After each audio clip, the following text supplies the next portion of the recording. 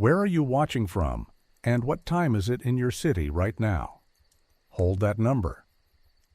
In this story, the picture keeps pretending it was taken at 8:55, but the real time is stamped somewhere else, and if you notice where, you will understand why 3 men are already in the water before she ever touches the ladder. The sign on the fence says the beach is closed after dusk. That is for families and for the city inspector. After midnight, a different set of rules walks in with soft shoes and a kerosene lamp. A conductor breaks on the far trestle long enough to let a single porter lift down a wooden crate and a folded ladder brace.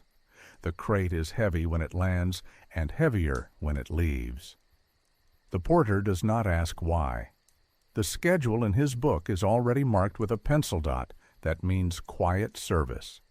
He stamps 7 minutes past the hour out of habit. This stop is not on the timetable and never will be. 3 men stand waist-deep where the pilings start. They look like lifeguards pulled into the water by the same thought. Their work is to keep a person upright, to keep a plate steady, and to keep the line between suggestion and contact clean enough that the women who come here can leave without feeling handled. Isaiah is the tall one. He ran salvage on the river and knows what a body does when fear takes the knees. Caleb is the steady one. He learned in freight sheds how to slow a room without raising his voice. Jonah is the precise one. He sees angles and reflections, and he can tell you if the lamp will throw a glare on a wet cheek 2 beats before it happens. They made their own 3 rules when they took the job. No one goes under. No one puts a hand where the picture can lie about it. The person on the ladder is the one who says, "Stop." She arrives in a cloak and a dress that fits a church pew. The cloak stays on until the matron turns her back to fuss with a ledger. Then the dress is replaced by a white underdress that would not raise eyebrows if it were in a boarding house hallway. Except this hallway has water at the bottom of the steps. The cloth is thick enough to be honest and thin enough to hold on a curve when it is wet. The hem is already damp because the grass along the last path always holds the night sweat. She has a ring on her left hand. It is the wrong hand for the story the committee will mail tomorrow. Isaiah notices. Jonah sees where the lamp needs to sit to catch the ring without turning the scene into a spotlight. Caleb stands 1 step from the ladder rail so she can use his voice instead of his shoulder if her foot slides. There is no crowd. There are only roles. The matron with the ledger pretends this is charity. The banker with the soft hat pretends this is stewardship. The pastor with the pocket Bible pretends supervision. A photographer named Pratt sets his box camera low and checks the ground glass until the ladder and the men and the rippled reflections make one clean triangle. He does not talk more than he has to. He has learned that the pictures look better when the room thinks he cares only about focus. On a hill above the bathhouse, a switchboard operator finishes the last legitimate call of the night and keeps her headset on. Her name is Nora. She is not part of the beach, but the beach belongs to the same network that runs through her hands. When the lamp at the dock comes on, a small indicator on her board should light for a line that serves the park office. It does not. Another indicator winks twice and stays on, the one her supervisor calls a maintenance line. A voice she knows as the matron speaks 3 words and hangs up. Nora writes the time and the 3 words on a slip and puts it under her blotter. She is not sure yet what she is collecting, only that these calls always land just before the trestle groans and just before the same porter disappears from the manifest. At the dock, Pratt lifts his palm. Silence is the only cue that works every time.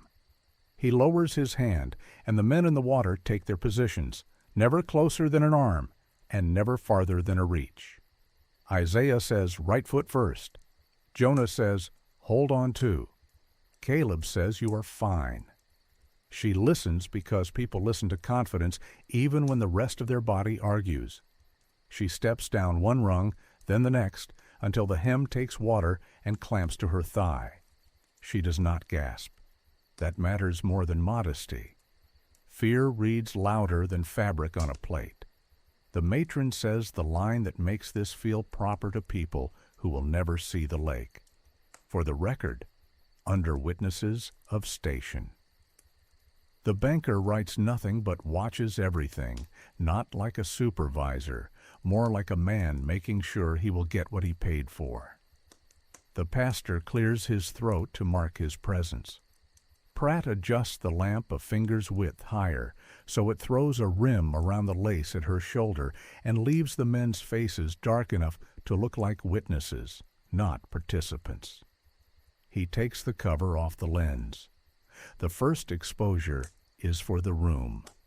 Pratt calls 1, 2, 3, and the sound the shutter makes is soft enough that it barely counts as a sound. The train moves another car length across the trestle. The ripples iron themselves out under the lamp. Her eyes stay down 2 counts and then lift to the leftmost man. That is Isaiah. She is not asking permission. She is gathering balance from someplace that will not pretend to own her. Pratt closes the shutter and resets. The matron exhales like a woman who has survived a cold bath and thinks the worst is over. The worst is not over. It is never the first plate that causes trouble. Nora hears the second call less than a minute after the first. A man's voice, careful diction, a code word that the board never uses for power failures or line tests. She cannot see the beach, but years at the switch have taught her what a room feels like when men talk around a woman. She writes the code word under the 3 words from the matron. She has a habit of pressing a thumbprint against the time. A habit like that is how clerks survive when managers decide to forget. Pratt moves the camera 2 inches to clear a reflected hotspot. Jonah shifts left to keep the triangle tight. Isaiah drops his hands to show no contact. Caleb says, "Breathe in on 2, out on 3, and it is impossible to hear anything else for that beat, because the breath is the loudest thing a body does when it is trying to look like it belongs where it does not. The second plate is where the picture becomes a promise. Pratt wants a clean line from her hand to the rail to the ring. He wants the men closer, but not enough to let a story write itself in a stranger's head. He counts. She lifts her chin a half inch and meets the middleman's eyes. That is Jonah. He holds steady. The plate takes. If this were as simple as a staged baptism, the company could leave it there. But clients buy certainty like other people buy locks. The banker motions for the pastor to speak his line. The matron looks at the ledger as if the numbers on the page can keep a body from shaking once it is back in a boarding house room with the lights off. The client is not present. He will receive an envelope in 2 days with a letter of character, a bond certificate, and a cabinet card mounted on a fake mantle with a clock that says 8:55. He will not know that the same 3 words on Nora's board, and the same voice at the trestle, and the same porter lifting the same crate made the timing. Not the pastor, and not the water. Isaiah notices something only the men in the lake ever notice. The current pushes back against the ladder this week. If she slips while Pratt is worrying the focus screw, she will pitch between rungs, not away from them. He says left hand higher on the rail without raising his voice. She follows, and the movement brings the ring into the lamp line exactly as Pratt needs it. Caleb watches the shoreline. Even without a crowd, there are eyes. 2 silhouettes pause far back near the bathhouse. If they move closer, the crew will shut this down. Nobody says that. They all know it. The third exposure is always the short plate that Pratt pretends he takes to satisfy a client's habit. In truth, it is the one that keeps him honest. You cannot lie well in a short plate. The lamp has to earn its keep. The rail has to look like wood and not like a line of pencil imagined. A mouth has to hold the thought it already had. Pratt counts. She does not move. The men do not move. The lamp breathes once. The shutter closes. Nora removes her headset and breathes with the line for a full second. She has 4 slip papers now this month, with the same 3 words from the matron, the same code from the banker, the same minute on the clicker. She can pretend this is buyable decency, and some nights she almost manages it. Other nights, like tonight, she hears the stillness between the clicks and knows it is not godliness or order that keeps this quiet. It is money and a room designed to look like a ritual. On the dock, Isaiah says out on 2 and up on 3. She climbs 1 rung and then another. The cloth holds to her legs and lets go. Jonah steps so the lamp will not catch her face too bright when she reaches the planks. Caleb stays within reach without offering a hand. The matron brings the cloak like a prize. The banker looks satisfied the way men look satisfied when a chess piece has moved according to plan. The pastor signs his small book.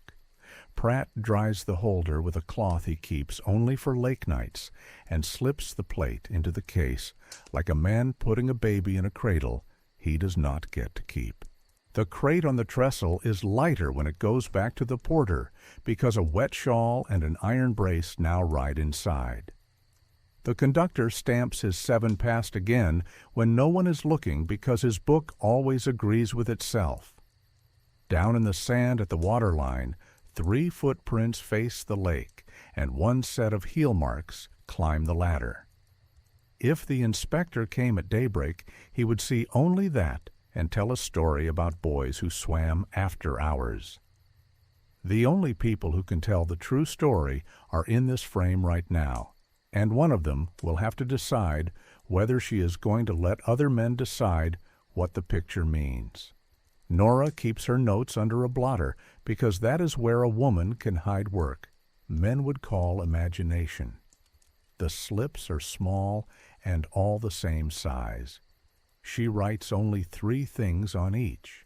The minute on the clicker, the 3 words the matron always says to wake the maintenance line, and whatever distinct word the banker adds when he thinks he is being discreet. She dates nothing. Dates turn a girl with good ears into a clerk a manager has to explain to a board. Times and words are enough to make a pattern if you hold them up to light. The morning after the lake, she clocks in early and oils the jack springs herself because the nightman never does it. The switchboard in daylight feels harmless. It lives in a bay window with a view of carriages nudging the curb. The lamps on the board are dead eyes until somebody lifts a receiver. At noon, the matron calls on a regular line to make an appointment for public charity. Nora logs it with its real label and watches the matron's mouth move on the far sidewalk outside the exchange. After dark, the same mouth will say the 3 words on the wrong jack and pretend nobody heard. Nora dips her pen and writes the 3 words on a fresh slip anyway, because when the lamp shines on a lie twice in one day, you keep a record. A boy from the bank comes in at 2 with a tube from the pneumatic and a grin that says he has run an errand for someone who tips. He asks for a trunk-line check to a number written in a careful hand. Nora plugs it and rings it and watches the boy's shoe tap while it connects. It is the banker. No greeting, no thanks. Just a clean confirm and a hung receiver. The boy scurries out and almost runs into the pastor coming in with a folded paper. The pastor asks if a message for a Mr. Pratt can be left at the exchange to be collected at the top of the hour. Nora says all messages must be written on a card she can file. The pastor hesitates and then writes, "Not tonight, tomorrow, same place." He tucks the card into her box himself, which is not how the exchange works. Men who think God loves order dislike following other people's. When the day girls leave and the lamps are turned down to keep the room cool, Nora takes her supper at the board because the night shift is only her and the watchman, and a watchman will talk until a woman learns how to ask a question that shuts a conversation while pretending to open one. She asks about the park office line. He says the park office line dies after dusk because the clerk hates paying for light. She asks about the maintenance jack. He says no one uses it but the city repairman and whoever has a skeleton key for the booth. She asks how many skeleton keys exist. He says fewer than people think. She writes skeleton on a slip, then crumples the slip and drops it into her skirt pocket. Some notes are not for a book. Pratt spends his afternoon in a rented studio behind a bakery where the smell of yeast coats the plates with a sweetness he has to wipe twice before they will take. He mounts the first exposure on a card with a printed mantle and the clock face he keeps in a drawer. The clock always says 8:55 because the printer who made the mantle never bothered to draw new hands. He presses the studio stamp on the back, and the light catches the tiny crescent flaw in the S, where a bubble once sat in the rubber. He hates that flaw because it is lazy and permanent, and more than once he has caught himself turning the card to hide it from his own eye. He writes a name on an envelope that is not the name the woman gave the matron, and hands the package to a runner who will deliver it to the bank after the pigeon post. Isaiah spends his afternoon at the freight yard because even men who stand in water need to keep enough coins coming in that they do not owe strangers favors. Caleb sifts coal at the depot for a half day because his boarding house bill waits for nobody. Jonah goes to the printer for lamp oil and hears the foreman swear about a standing plate that must be kept warm for a pastor's last-minute change. Jonah smiles like a man who does not understand printing and looks at the plate anyway when the foreman turns his back. He sees the same curved S he saw on Pratt's cards. He buys 2 bottles of oil and pays with his own coins and leaves before curiosity makes an enemy. That evening, the banker invites a man with a waistcoat and the smell of sawdust to a back office dressed to look like a parlor. The lamp is low. The silver tray holds glasses that no one will drink from. The matron sits with a ledger and does not smile. The banker opens an album and turns it so the visitor can see a triangle of ladder, water, and reflection arranged in different towns under different skies. He never shows full faces. Men do not need faces to buy what they came to buy. They need shape and promise and a sentence they can recite back to themselves if they wake at 3 with a thought they do not like. The banker does not say bath. He says immersion. He does not say men. He says witnesses of station. He does not say purchase. He says arrangement. The visitor nods because the words fit how he wants the world to be. The banker puts a pledge card in front of him and covers the bottom line with his ring while he explains the terms. A bond to answer slander. A letter of character signed by a pastor who will never meet the man's mother. A cabinet card mounted under a mantel with a clock that implies a parlor where there is, in truth, a lake. The visitor asks what if the first exposure makes him uneasy.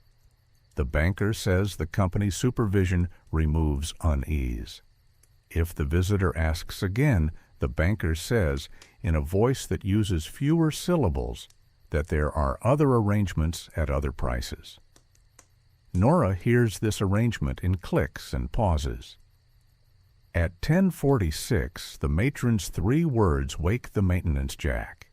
At 10:51, the banker's careful diction asks the exchange for a line that is not in the book. At 10:53, the pastor calls the printer on a trunk line and says, "Hold the plate." At 10:59, the porter at the station lifts a crate with a heavier grip than a man uses for laundry. Nora marks each time on a different slip and places the slips in a row. It looks like piano music for a song she hopes nobody ever sings again. At the water, the rules are simple enough that a tired person can remember them. The woman says yes with her hands when she steps down. The men say no with their bodies when anyone else steps closer. The camera says when, and the lamp says enough. The matron says for the record. The banker says confirm. The pastor says known to us. Isaiah says left hand high. Jonah says hold on to. Caleb says you are fine. When the 3 rules are kept, nobody leaves the dock with a bruise you can photograph. When the rules are broken, pictures become weapons. That is why the men count out loud, even when no one asks them to. Counting keeps panic out of a room. The syndicate tries something new on a Tuesday because men who think they own a system will eventually ask it to bend 1 more inch.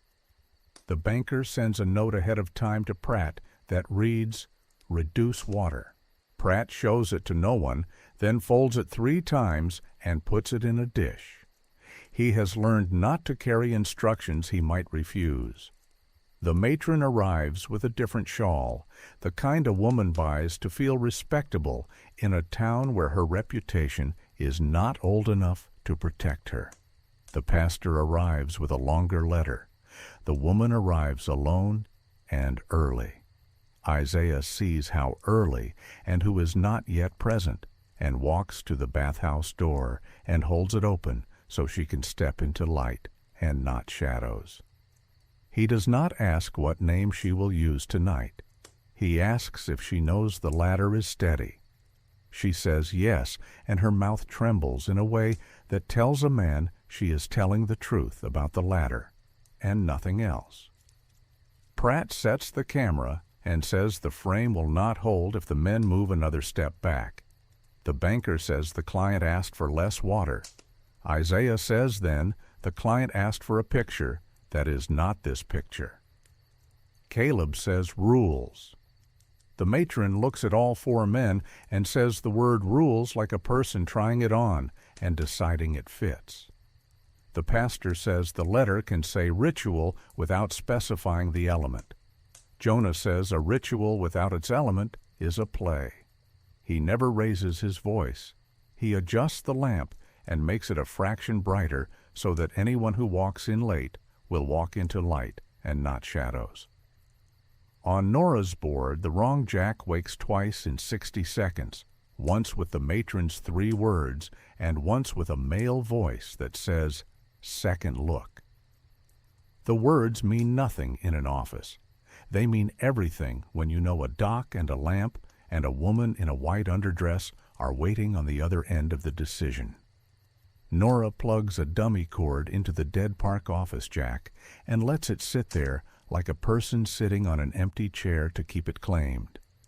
The only power a switchboard girl has is where she pretends a call belongs.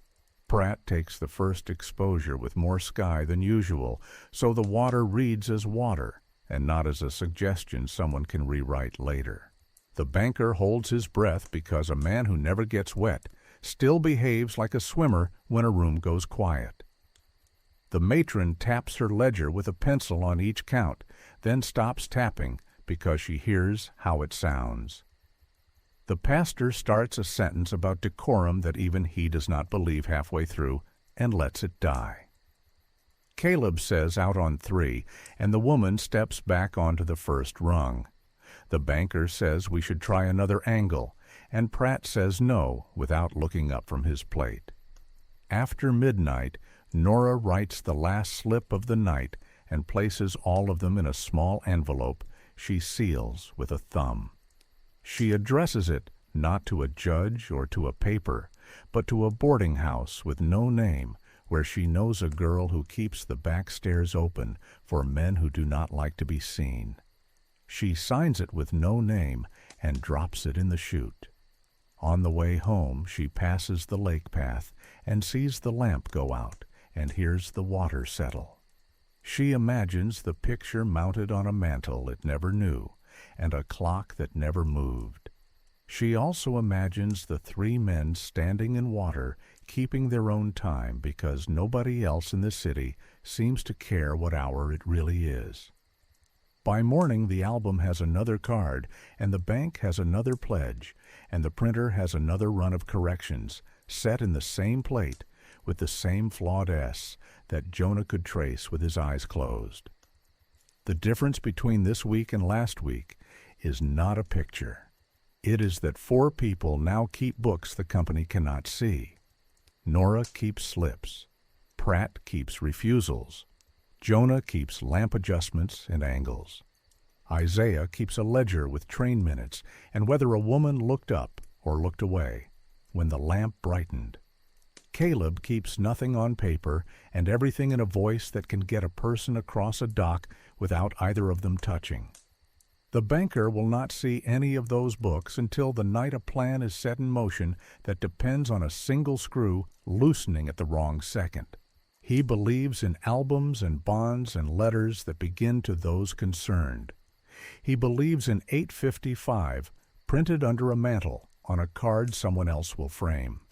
He has forgotten that the time stamped in a quiet room by one clerk with a headset can carry more weight in court than a minister's paragraph. He has forgotten that men who stand in water can tell a jury exactly how many rungs a person took before she turned her head. He has forgotten that the only way a ritual keeps its power is if everyone in the room agrees what it means. Nora hears the first leak by accident. The exchange shares a rural party line with 3 farms and a bait shop, and after midnight their handsets hang crooked on hooks that do not fully seat. When the matron wakes the maintenance jack, one of the farm receivers breathes into the room like a person asleep. Nora plugs a monitor and hears not words, but rhythm. A woman says the same 3 words she has been writing for a month. A man answers with a new term he has not used before. Second proof. That is not a repair code. That is a demand. Nora pulls the plug and writes second proof on a fresh slip in letters so neat a manager would frame them. Then she breaks the pencil lead on purpose so she will remember this page when she has to find it again, fast. The banker moves faster than she expected. By noon, he is at the exchange with a box of pastries for the girls and a question for the chief about excessive whistle between lines. The chief thanks him for the concern, eats 2 pastries, and tells Nora to keep an ear on the maintenance jack for noise. She says yes and asks if the bank will be routing any night calls through the park office. The banker smiles with his mouth and not his eyes and says the bank retires before midnight, like honest money. When he leaves, Nora watches his hat through the window reflection and sees him pause to look at his watch, not because of time, but because men touch their own things when they think someone else has touched theirs. The second proof man is wealthy enough that other men get smaller when he enters a room. He arrives at the back office that evening with a handkerchief that smells like a closed drawer and says he wants assurance any husband would demand. The matron says the company provides assurance in a way that protects a lady. He says a better angle would protect everyone. He uses the word reputation the way a man uses hammer. The banker says a second sitting requires complete supervision, and the pastor says the letter will not change, only the comfort. Pratt says the lake is constant, and that is the point. The visitor looks from Pratt to the banker and says he assumes the company can adapt. He leaves a pledge card with a number that makes even the matron blink. The banker folds the card and puts it under his hat as if money cannot be counted until it sits near his head. Jonah sees the visitor before that meeting because the man comes early to the printer to ask about enlargements. He stands too close to the press and says he knows how negatives work because he owns a camera he never uses. He asks about cropping the water. The foreman says cropping is a matter for the studio. The visitor asks whether the standing plate can be set without the word church above the column.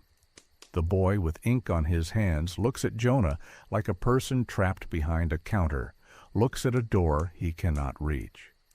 Jonah pays for lamp oil and leaves, but not before he sees the foreman slide the standing plate back into the same drawer as always, third from the top, left side, with a chip on its handle that his fingers could find in the dark. At the yard, Isaiah hears a porter tell a joke that is not a joke about a special quiet car that does not appear on the departure board.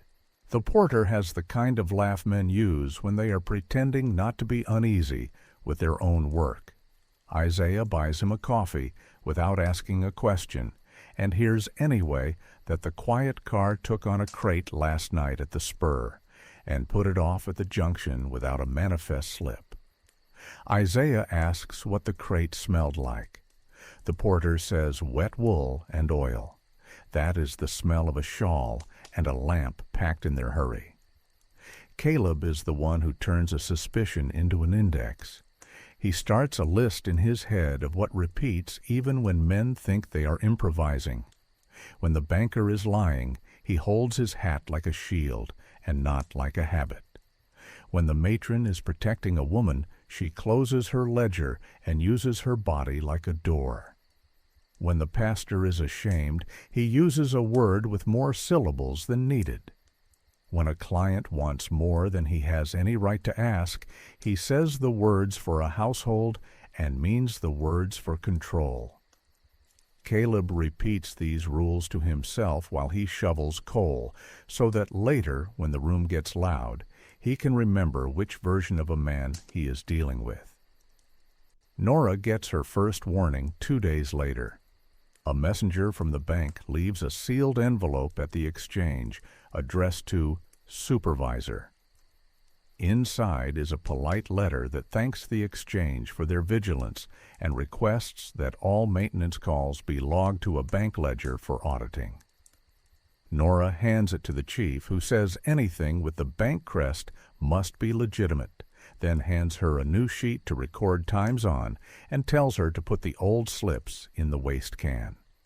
She says she will, and she does not. She slides the old slips into the narrow space between the board and the wall, where dust eats paper slowly. That night she writes the new times on the bank sheet and rolls a carbon under it, so she will have her copy too. She does not sign the bottom. A woman who has to defend her hearing should never give a man an easy signature to point at. The second attempt comes in mean weather. Wind smears the lamp. The trestle groans. She arrives with the wrong shawl.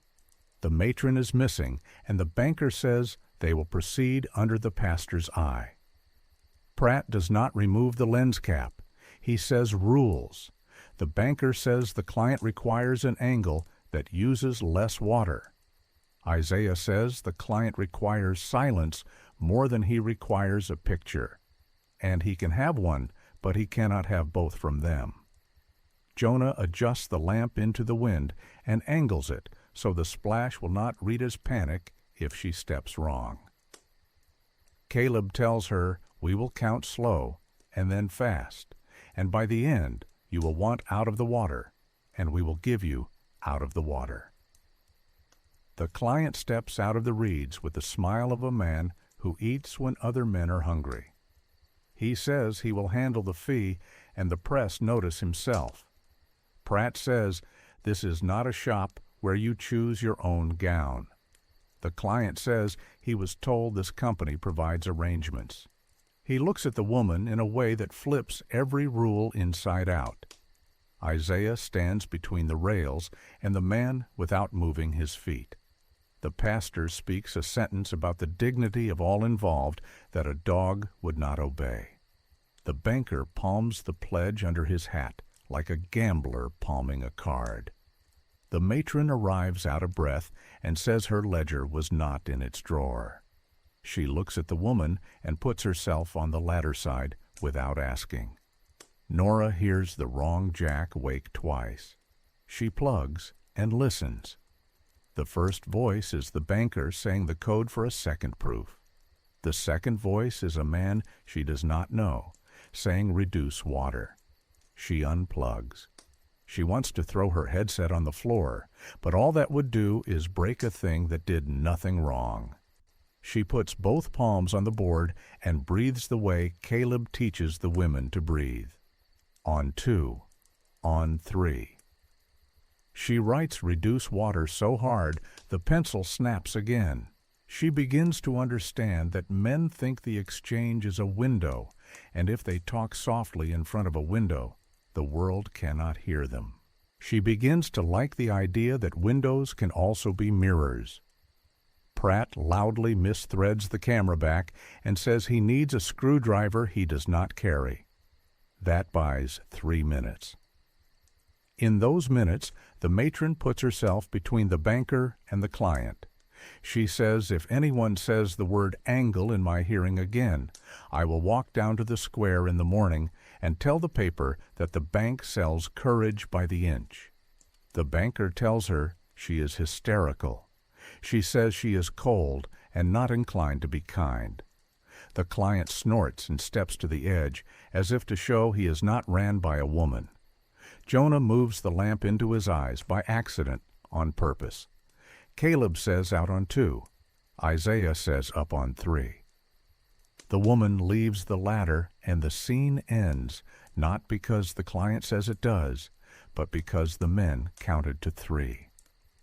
After that night, the water crew meets Pratt and Nora together for the first time. They do it at a kitchen table in a boarding house where the proprietress likes to think she rents to respectable men and therefore never asks how they pay.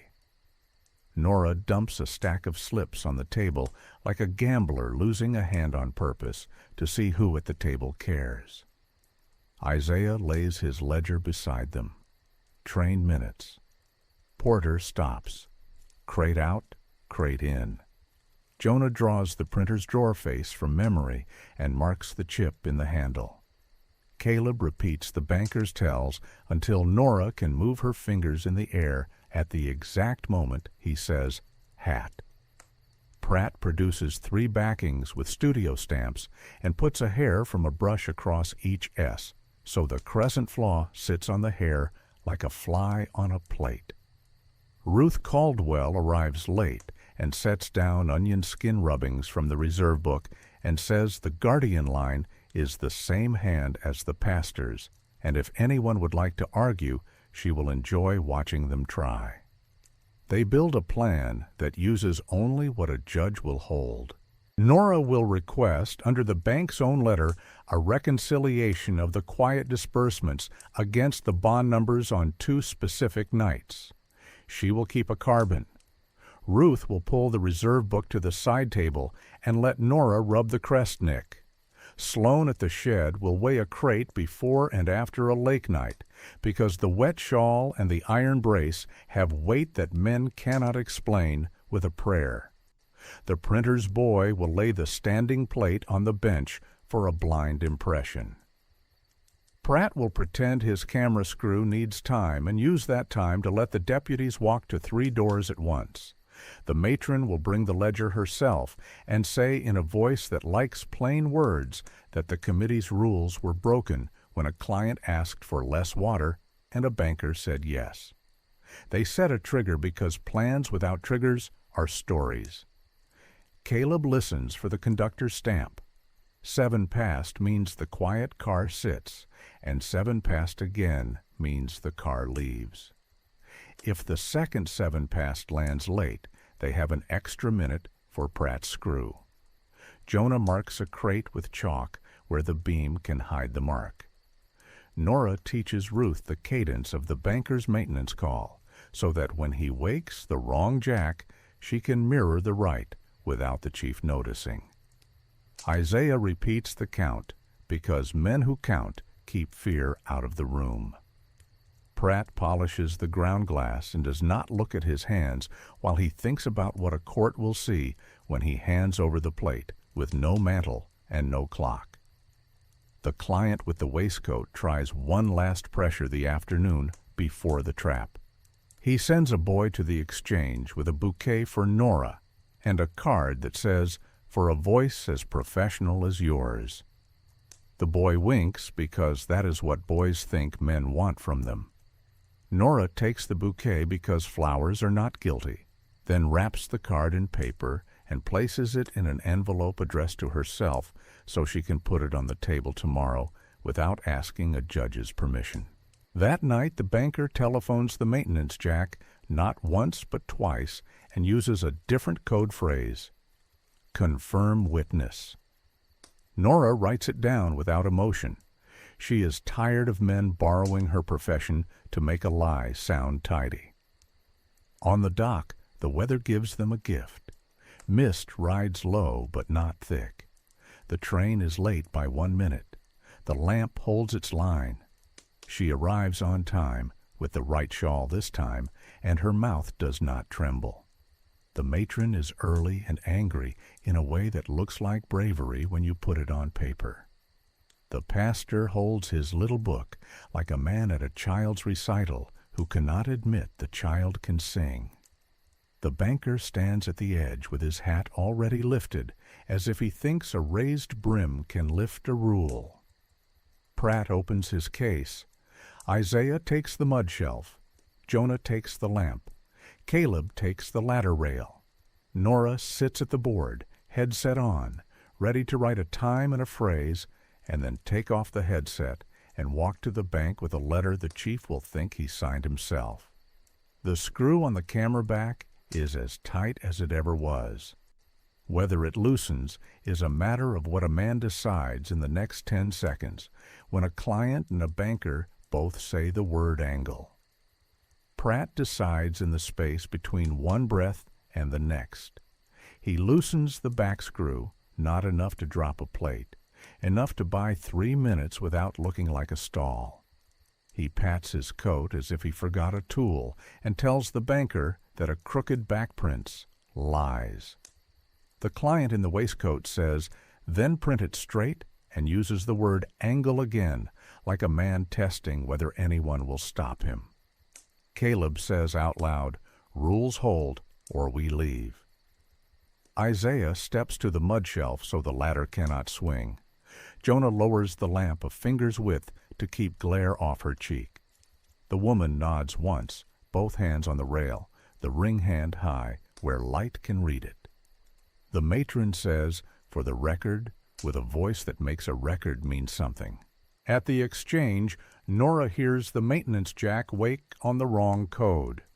The banker says, "Confirm witness." She plugs, says line is clear, and logs the minute and phrasing on the bank sheet the chief gave her. Then she lifts the sheet, slides a carbon from her lap, and writes the same minute and phrasing again for herself. She unplugs and hands the chief a form to sign for a routine reconciliation.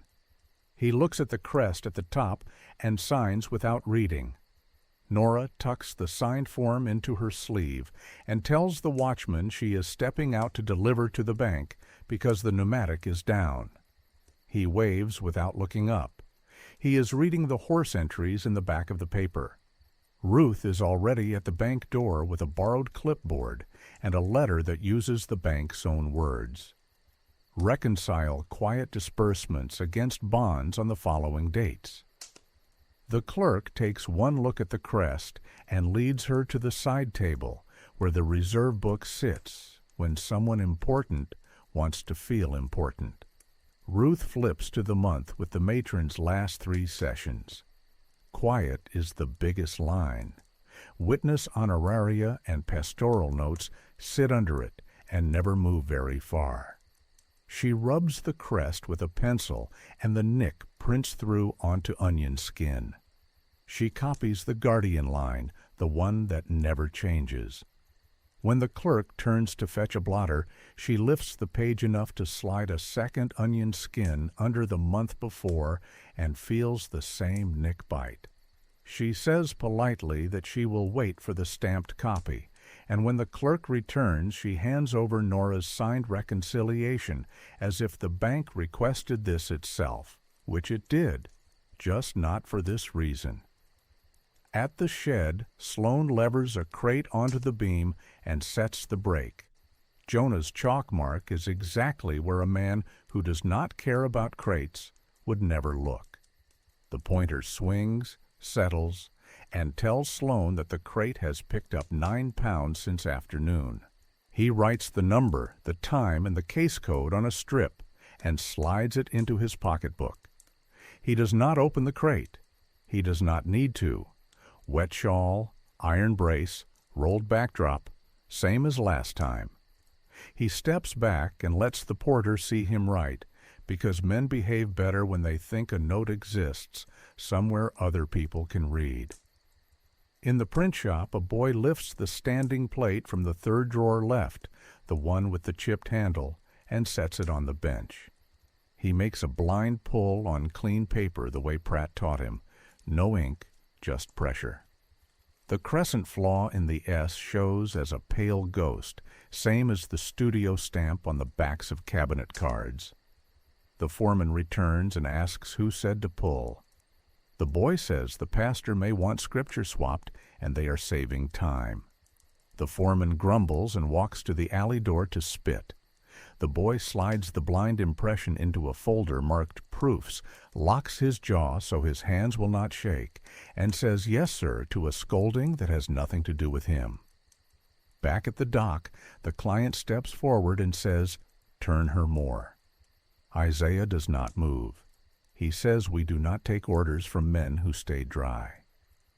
The banker opens his mouth. The matron, without looking at him, says, "If you say angle again, I will say your name in a room with chairs and echo." The pastor says the sentence he always uses about decency. It sounds thin now, even to him. Pratt calls, "Ready." He reseats the back screw and checks the ground glass.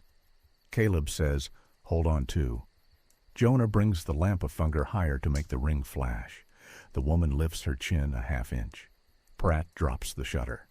The plate takes her face, the ring hand high on the rail, 3 men in water holding position, and the last coach rolling across the trestle with its curtains down. Nora walks into the bank with her signed reconciliation and Ruth's rubbings in her sleeve. She asks for stamped copies. The clerk stamps because paper with a crest asking for a stamp is not a puzzle in a bank. She takes the copies and thanks him, and as she turns, she sees the banker's soft hat on a peg by the door that leads to the vault. She does not touch it. She does not need to. A hat in the wrong place is a note to yourself when you already know the melody. The deputies arrive where they need to arrive because Pratt's 3 minutes were enough, and because Harrow writes orders cleanly. One deputy stands in the print shop and says, "Leave the drawers as they are," and the foreman does, because a uniform at a drawer makes even a proud man careful. Another steps through the bank door, asks for the reserve book, and gets it because the order says, "Seize with receipt." A third waits at the studio for stamps and backs. The fourth walks down the dock path with a paper that names bond numbers, standing plates, and the maintenance line at the exchange.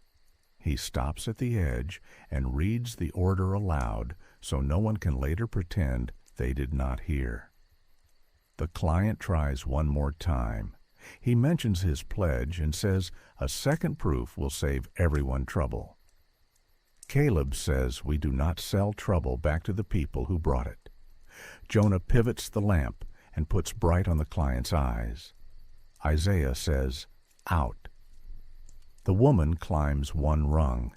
The client takes a step like a man who believes his money buys gravity. The matron stands between him and the ladder and does not move. The banker says we can settle this quietly.